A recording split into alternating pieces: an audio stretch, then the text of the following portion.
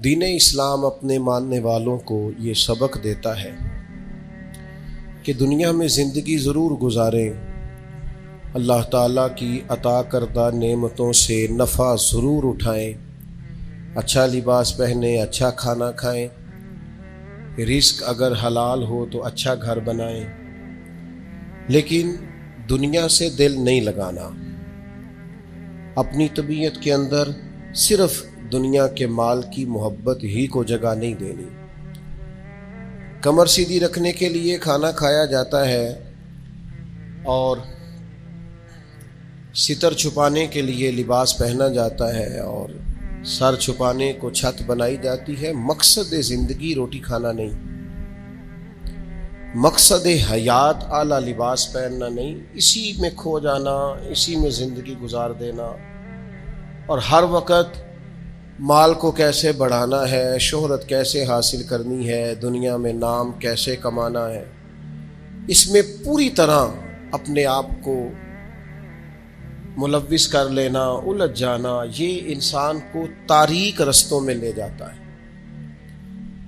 سب سے بڑا نقصان یہ ہوتا ہے کہ دل سخت ہونے لگ جاتا ہے۔ مفاد پرستی کی وجہ سے انسان صرف لالچ کے ساتھ انسانوں سے پیار کرتا ہے، اس کے اخلاص کے رشتے آہستہ آہستہ ختم ہونے لگتے ہیں، اور اسے خود محسوس ہوتا ہے کہ یار میری زندگی کوئی خاص معنی نہیں رکھتی، میں ایک ایسا شخص ہوں جس کا کام ہی صرف پیسہ کمانا ہے، جس کا کام ہی صرف دنیا میں نام پیدا کرنا ہے، کوئی معنویت نہیں، حساسیت نہیں، کیفیات سے خالی ہو جاتا ہے بندہ۔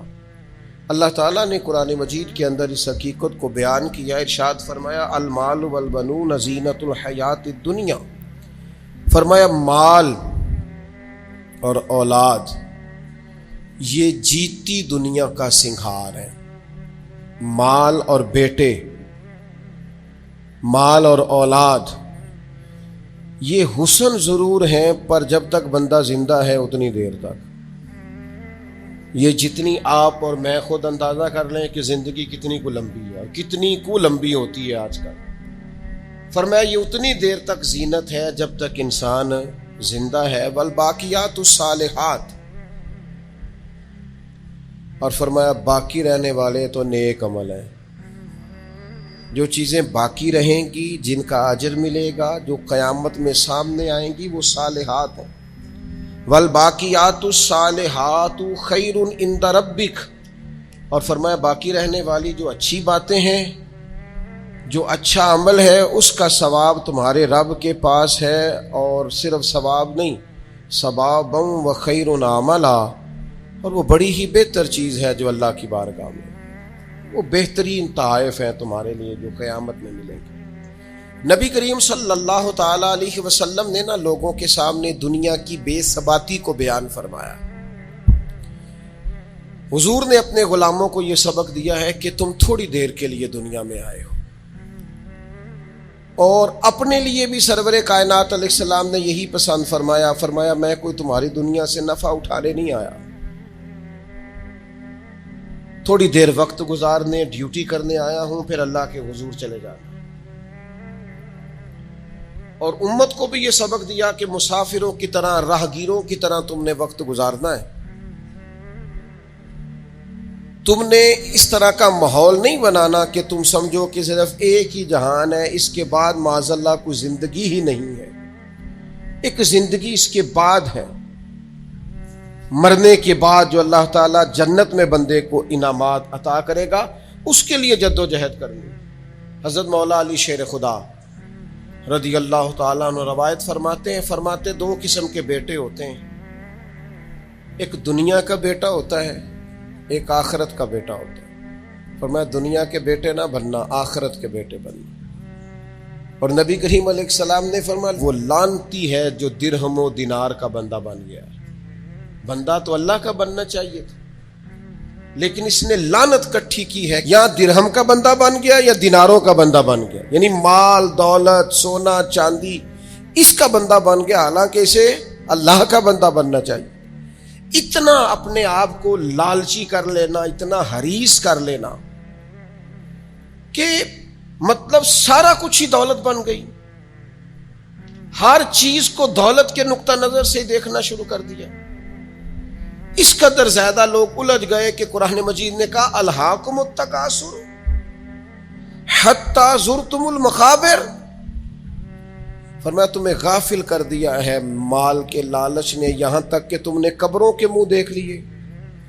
یعنی مرتے دم تک صرف پیسہ اکٹھا کیا ہے, صرف اور صرف اپنی ذات کے فروغ کے لیے, اپنے میک اپ کے لیے, اپنے آپ کو بنانے سنوارنے دکھانے نام پیدا کرنے میں وقت ضائع کر دیا.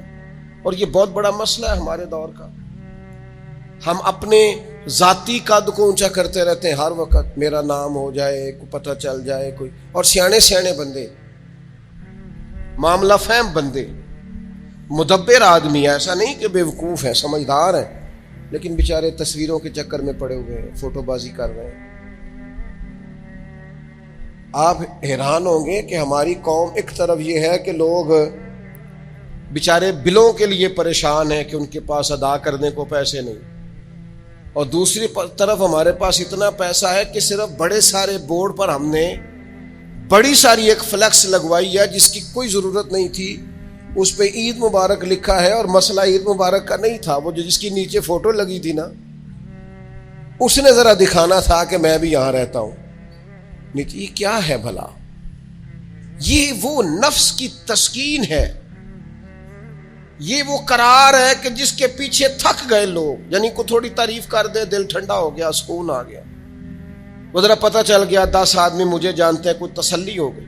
یہ اتنی بڑی نفس پرستی میں انسان لگ جاتا ہے کہ پرانے جو حکمران ہوتے تھے انہوں نے وظیفے پہ لوگ رکھے ہوتے تھے کہ تم نے ہماری تعریفیں کرنی, تنخواہیں ملتی تھی خوش آمدے کرنے کی. شعراء کو خریدا جاتا تھا, ہمارے مناقب لکھو, نفس کی تسکین.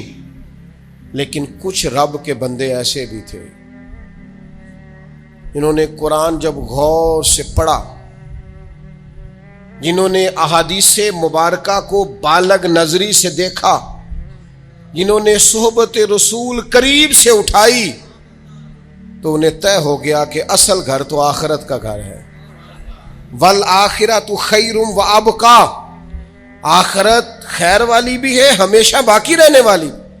جب یہ طے ہوا تو پھر ان لوگوں کی صورتیں لوگوں کے سامنے آئیں, تو ان کی زندگیاں بھی لوگوں نے دیکھی, تو عش کر اٹھے. ان پہلی صف کے زاہدوں کو دیکھو گے نا, تو جب سب سے پہلے نام گنو گے تو ان میں ایک نام حضرت عمر فاروق کا بھی ملے گا.